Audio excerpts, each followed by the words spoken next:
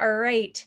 So everyone, thank you for joining Workshop Wednesday today. We have a very special guest speaker, a dear friend of mine, Nic Frick, who is a career coach and who has done many interesting things in her life, including being a tech recruiter, a yoga instructor, a mom, and much more. But we're delighted to have you today and to share so much of the knowledge and wisdom that you have for our students. So without further ado, I'm going to pass it to you, Nicole. Awesome. Thank you so much, Laura. Let me just make sure this thing is working. Okay, I'm going to present.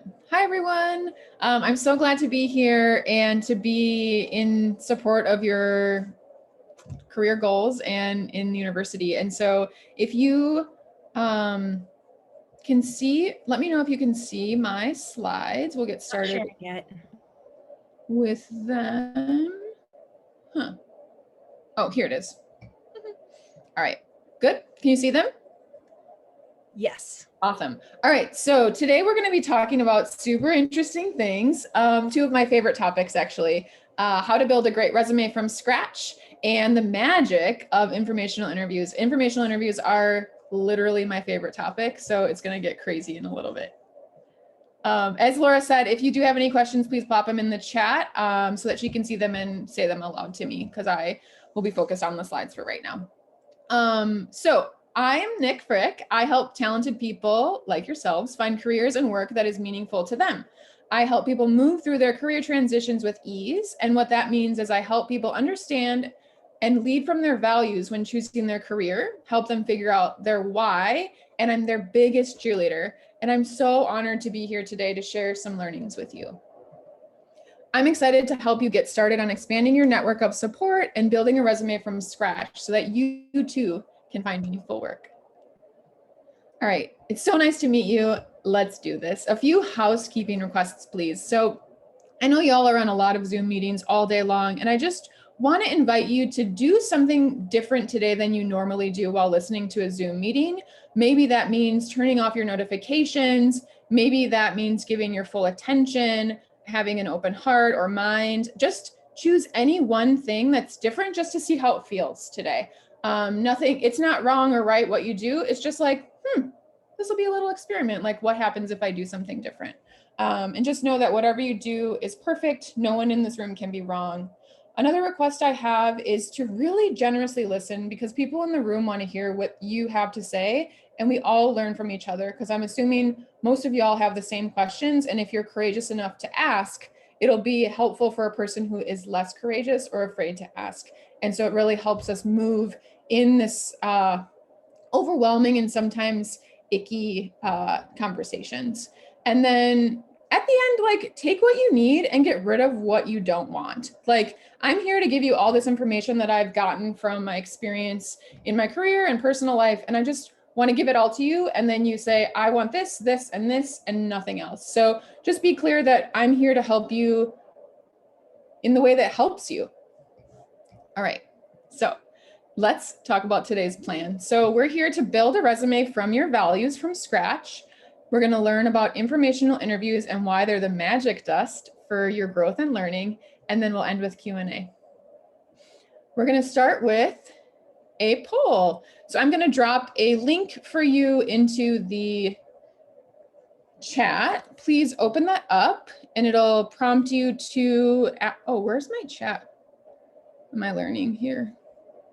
See, we're all learning. All right, drop that into your viewer in your browser, and then I'm gonna put this up for y'all to see the results. I think you can see the results for now. Whoops. Here's the back end, if y'all were interested.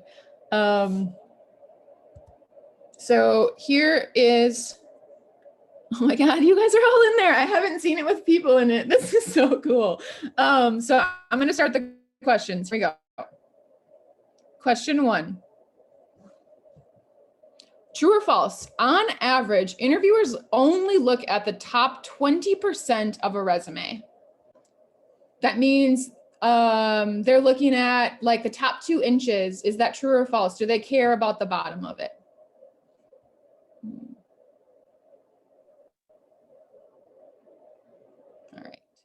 10 seconds left. All right, next question. 2, 1. Time's up. All right, so false 10, and it's true actually. And we're going to talk about how to make this really, when you're doing your resume, we're going to talk about it in a little bit, but it's true. On average, people only look at the top 20%. So we want to make sure that that's the most important stuff. I'll get deeper into this later, but isn't that crazy? Next question.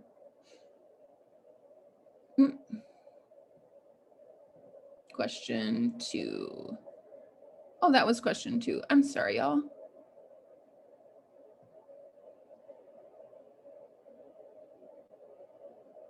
Oh, 50% of adults work in a field that uses their college degree. True or false? 50% of adults work in a field that use their college degree.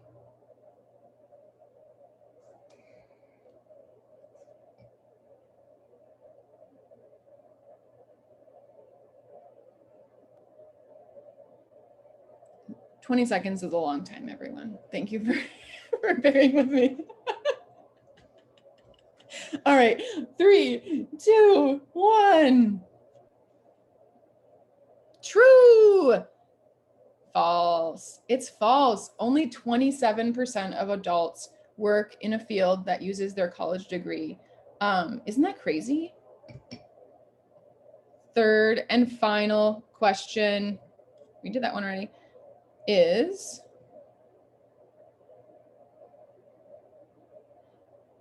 what impacts how much you love your job? There's one answer. What impacts how much you love your job? Is it your work pays well? Is it work is meaningful to you? The commute is short? The job provides lunch and snacks? Or dogs in the office? I know which one Laura would pick. All right, here we go. 5, 4, 3, 2, 1. Amazing! Yes, work that is meaningful to you is the most important way that people feel like they have impactful work and they love it. Also, pay is also important. And so thank you so much for doing that. Next up, I want to share with you that yes, 27% of adults use their degree. Most adults change their job 7 to 12 times in their life. Recruiters, like we said, look at about 20%, the top 20% of resumes. It's about 2 inches if you're looking at an 8.5 by 11 actual piece of paper. Meaningful work is how we find the most happiness in our job. And I'm going to talk to you now about how to find that meaning and how to present that in a resume. And I want to call out this quote: if you can let go of passion and follow your curiosity just might lead to your passion. And this is really important to understand, that we all think we need to have our passions designed, or like we all have to have our committed to our passions right now. So we need to know what our passions are. We need to know what our purpose is. What's the meaning of our life? And I just want to let you all know that it shifts. We get to decide it every single day. And if you follow what makes you curious, maybe you love fishing, maybe you love dogs, maybe you love any, like whatever is coming up for you, like follow that and don't make it wrong or anything. Just see where it leads. It could be to a new job. It could be to new friends. It could be to, who knows? Anything is possible, really. So take your time figuring it out. It's all good. You'll find meaning in a ton of different things. So let's get started on resumes. You're probably saying, how can I make a resume from scratch without any experience? That's such a great question. And I want to remind you all that you already have a lot of experience. The school that you're going to now, any academic projects that you've been doing, any extracurriculars, community service, volunteering, work experience, any informal work, and awards and honors. And people know that you're only just graduating high school, so they're not going to expect that you have this flourishing resume. Just to be impactful on the resume, these are a couple of options that you can use if you're having difficulty figuring it out. And then one thing I'd love for you I'll do is take out a piece of paper or open up a screen on your notes and write out these phrases. And these are going to help you guide with that curiosity thread that I brought up a little bit earlier, and just to see what comes up for you. Like, I'm proud of how I've handled being home during COVID with remote learning, or I'm proud of how I've learned so much about playing the guitar. I'm proud of how I show up on Zoom. I'm proud of spending time learning to play video games, you know. And then maybe you brag that you beat your last score, or that you beat your friend on this really cool game that y'all play, or that you are like cook something brand new that you wouldn't have expected to cook because you're just spending more time at home. And people come to me for help with is one of my favorite questions, because that's how you become like the expert in something, or really, if you like being the expert in that thing, like continue doing it, right? But if you write something down, like people come to me for help with their spreadsheets and you don't like doing spreadsheets, like don't write it down or don't think about it, right? And maybe I'm known for being kind. Maybe I'm known as a cheerleader for my friends. Maybe I'm known as the person who throws really great parties on Zoom. And just know that anything that comes up is a thread of something that you can learn more about. So what I'm trying to get here is twofold. I want you to keep doing the things that you already love doing and learning more about the things that you want to learn more about. So follow that thread of whatever interests you. For example, why do you love playing video games? Is it because you love to zone out and spend the weekend vegging? Awesome. Or do you really love learning new strategies, teaching others how to play, being in community? This is kind of the thread of like, why do I like doing the things that I do, where we can learn more about your values and what you want to do in the future. And so this is going to be really helpful in expanding your network and also building your resumes. And now you have a place to begin. I have made this, what I think is an awesome document. I hope you all think the same. So if you open that up, you can see that I created this template for you. And it's build a resume from scratch. So what we'll do in Google Docs is just make a copy of it. And then I'll show you at the bottom, if you scroll down, you can see that it's already in template mode. So you can just make a copy, add your name here, your email. If you have a LinkedIn, you can put a summary at the top. Remember, I said that the top 2 inches are the most important. So we want to make sure that up until education shows really what you're looking for and what you're striving to do. And then these ones at the bottom are just what we listed on the slide earlier, and you can leave them or take them out or modify them so that they're your words or what your school will recognize as relevant to the work or the programs that you're applying to. So does anyone have any questions about this resume, or have anything that stands out to them or something that surprised them?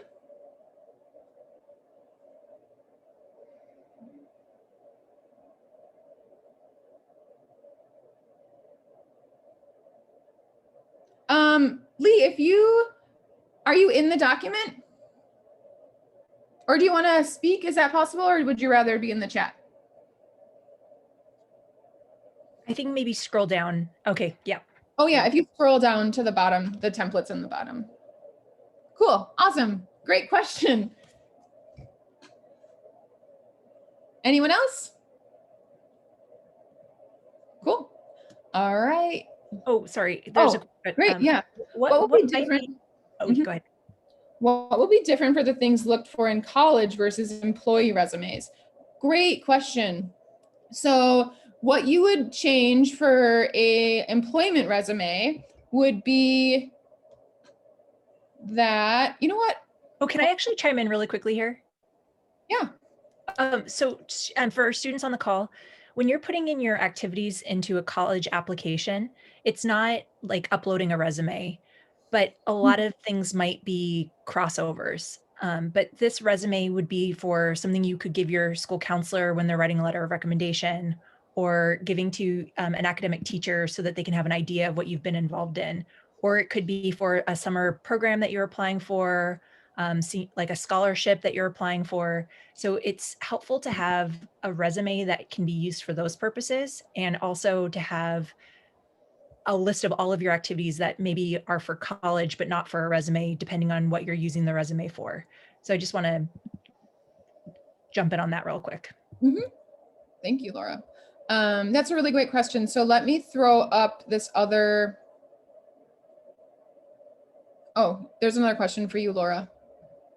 You enter your activities into college applications, but college applications don't ask you to upload a resume.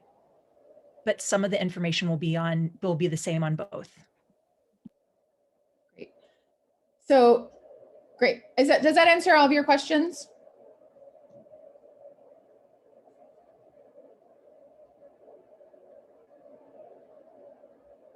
Oh yeah. So yes, exactly. Here, I'm just going to show you so it's easier. I'm a visual learner, so it'll just be easier for me to just show you this other template that I have for my clients.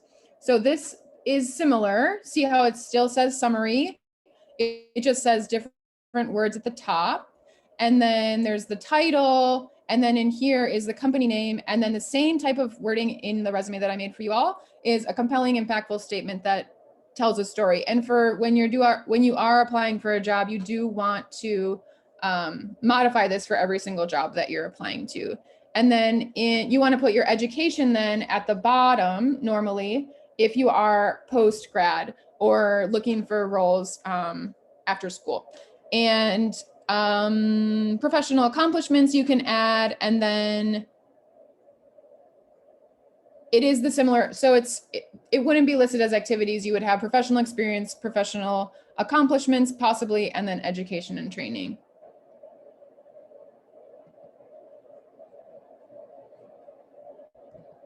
I think what Laura was saying is, yeah, great.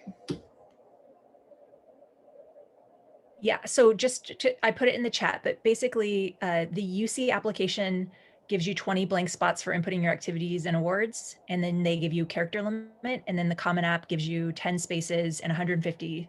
So that's all really good stuff, and we'll definitely go into that in a different workshop. But just know that you should have a resume for scholarships, jobs, asking for letters of recommendation, other programs that you might be applying for. And then you should also be having a list of all of your activities so that way you can decide and through work with us determine what you put on your college applications. So today we're going to focus on this resume portion because you'll probably want to have this in addition to.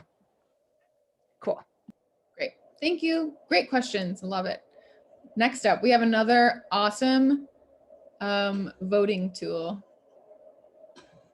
So here we're going to move on to informational interviews and networking. So when I dropped a link in the chat for you all, and I'd love for you to pop in what words come to mind when you think about networking.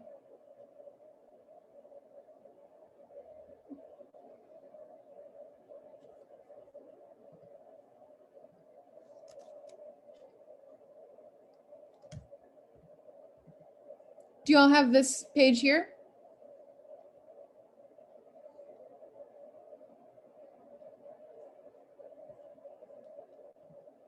Yes, cool. Thank you for letting me know. All right. Ooh, connections, relationship, internet. Love it. Whew. Traverse, people, linking together, opportunity, large rooms of strangers, social. This is so cool to watch. What are y'all noticing? Meeting others, social, connecting, community. Whew.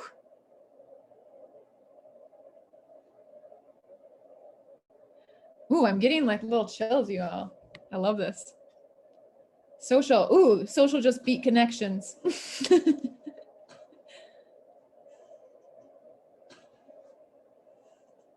Awesome. Community, interaction, pulling string.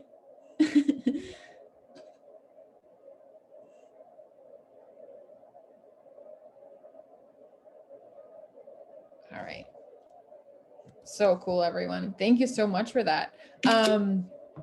And you are all right.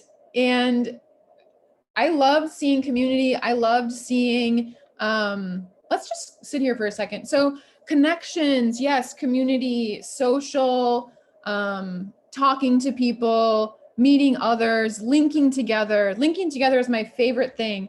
And that's what I want to pull from for this informational interview. Because do you all raise your hand or put in the chat, what do you think an informational interview is? Or why networking is important?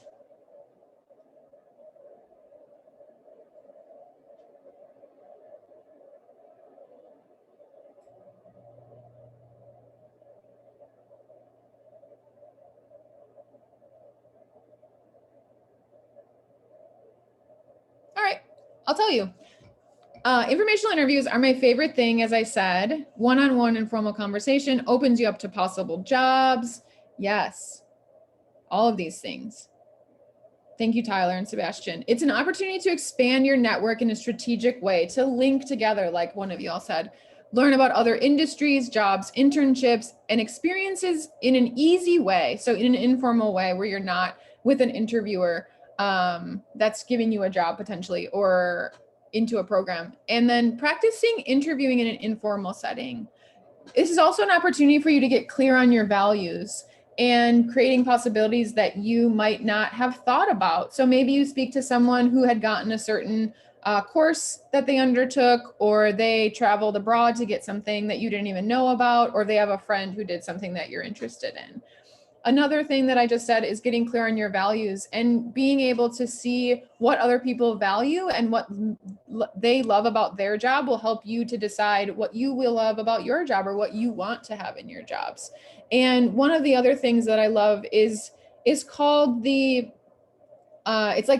it's the no, not that tool. So this is like when you go to a restaurant and the server comes to you and you say, you know what, should I get the steak or should I get the salmon? And they say, you should get the salmon. And you're like, I want the steak. And so that's the no, not that. No, I don't want the salmon. I want the steak. But if it hadn't been presented to you, you wouldn't have known that you definitely didn't want the salmon. And so that's what we want to do when we're talking in informational interviews, is to just understand what's out there so you can say, no, not that. I don't want to be doing that all day long. And you wouldn't know that if you hadn't like gone and met someone to talk about it. Additionally, how to have a great informational interview is to research first, because you want to ask questions of people that you don't want to ask questions that are Googleable, that you can use Google to find. So if the research is, I actually think I want to go to this next slide first. Who do I reach out to? So when we think about our list that we just made, like what we're proud of, what we've done, what we're known for, think of that list and think about the most joyous moments, what you feel the most accomplished about, and what do you want to learn more about? And is there anyone interesting to you that you know, maybe parents of teammates, maybe your counselor, your guidance counselor, maybe their friends, and just see who's doing things that you might be interested in. And also you can think outside the box. So maybe like I wanted to be a vet when I went to college, and then decided totally against that because I'm not very good at chemistry. But maybe if I had done an informational interview with a vet before I went to apply for vet schools, I could have figured that out beforehand. And so maybe you reach out to your vet, maybe you reach out to some person who works at a bike store or is doing something in your community that you think is interesting.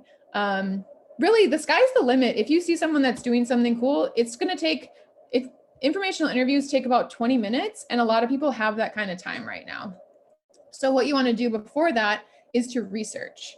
And then I'm going to give you another little ad lib template that you can fill in so that it's really easy to reach out. So reach out and flatter. Reach out and flatter is really important because people just like to hear good things about themselves, right? Like, let's be honest, we all love to know that we're awesome and for someone else to notice. I also want you to be able to prepare questions and then stick to that time limit, because that just shows the integrity of what you're interested in. You want to ask only these questions, and you respect their time. And then the best part, what you all said in the word bubble, is linking together. So ask for one of their contacts at the end that might be able to talk to you next. And this is where the magic starts building. So if you imagine you talk to your vet, and your vet tells you, talk to this other vet assistant.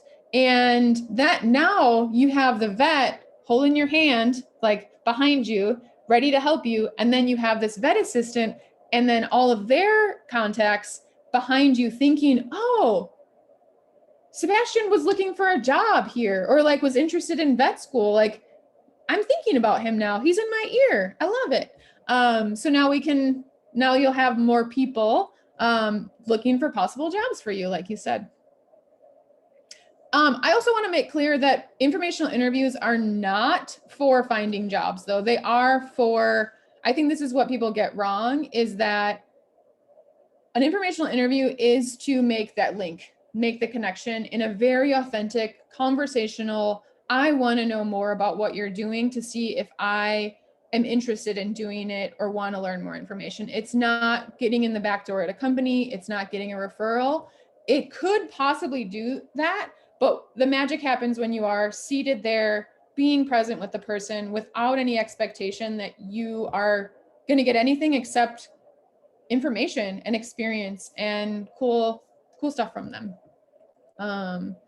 So we went over who you should reach out to and how do you reach out. So here is what I think will be helpful to do. So Laura is clearly asking me for a informational interview right now. So she'd be like, hey, Nick, I'm very impressed by, and you'd say the work that you're doing with women, which I saw on LinkedIn.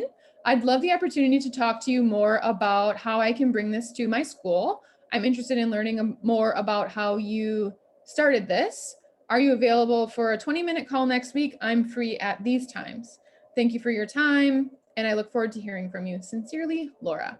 And we do want to say, we want to include the flattering, right? Because I'm like, oh, she noticed what I'm doing and she checked me out.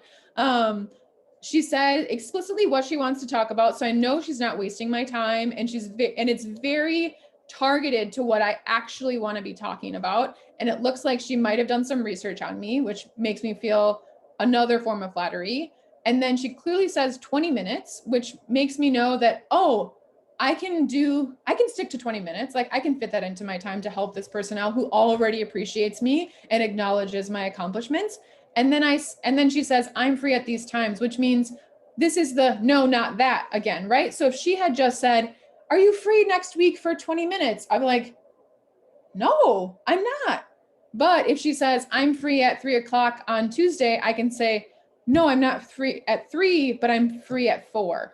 And Tyler, you could say you're available at your convenience. And I think then if you follow up, then give them a time, just so that they have this feeling of no, not that. Then it gives them a little bit more pressure to say, no, not that time. How about this time instead?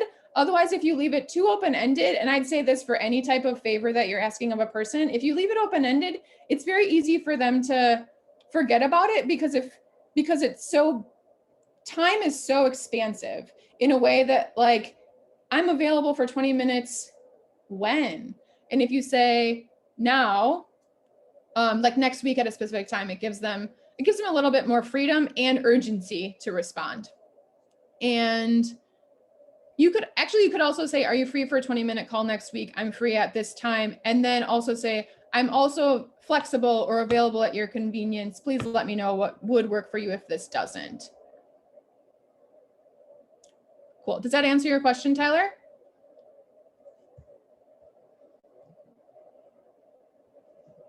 Just to come off mute really quickly, I really like that Tyler brought that up, but I also really like that hybrid where you could say I'm available at your convenience. However, I'm available every day after 3 p.m. or after 3:30 p.m. And so that way it's giving them something, but it's also keeping it open. But I think a hybrid could be good there. Yeah. Cool. And then with that being said, also keep it short and simple. We often overthink this. And when we overthink it, that's when it gets too wordy. That's when it's not clear. And we want to remember people just want to be flattered. And if you don't get a response, send up to 2 follow-ups. People are busy right now. And if they don't respond to you, it's not personal. People are busy. It's the middle of a pandemic. We're all still getting used to this, even though it feels like it's been going on forever. But be okay with getting rejections, as in not getting responded to, and also be courageous enough to just follow up and say, hey, did you see this? I'm still very interested in learning more. All right. And then when they do say yes, do a celebration dance, because I've got questions for you, which I just dropped in the box for you in the chat. And in this chat, I see the rabbits here, the bats here. Awesome. In here, you can actually make a copy. And then what's cool is you can sort by each of the things. So if you want to do specific categories, doing this on demand for you, I'm messing it up. So if you probably all know how to sort, and you can see that there's different types of questions. So for advice, education, different job duties, personal experiences, potential, recognition, and skills. And I think you can come up with maybe 5 questions for your informational interviews. That'll take up more than enough time. Laura, what do you suggest for this question that Dylan has? It's a great question. Yeah, I think that is a great question, Dylan. So I think you should talk to your family about it, like talk to your parents about you creating a LinkedIn account. But as long as they're okay with you having an account and you recognize that it's using social media and a tool that it's the way you're presenting yourself to the world. So as long as you're really mindful about that, I personally think a LinkedIn account is a great step to take. And I think another cool thing, I've had students in years past create LinkedIn accounts and we connect when they're, in high school. And then selfishly, I get to follow their sort of trajectory once they go to whatever they go to after graduating. And I get to be, like Nicole was saying, in their squad of people behind them. So sometimes I'll see a student who is looking for something or doing something cool. I'm able to connect them with my people. As you're starting out, you won't have a lot of a formal network. And LinkedIn can be a way for you to start building that. So you could have your teachers or staff members who maybe have a LinkedIn account, you can friend them, and then things grow. And then when you go off to the next thing, whatever that is, you can start connecting with people through LinkedIn and building your network. So those are my thoughts on it, but I definitely would be happy to follow up with students individually later, and or definitely talk to your family about it. Is that good, Dylan?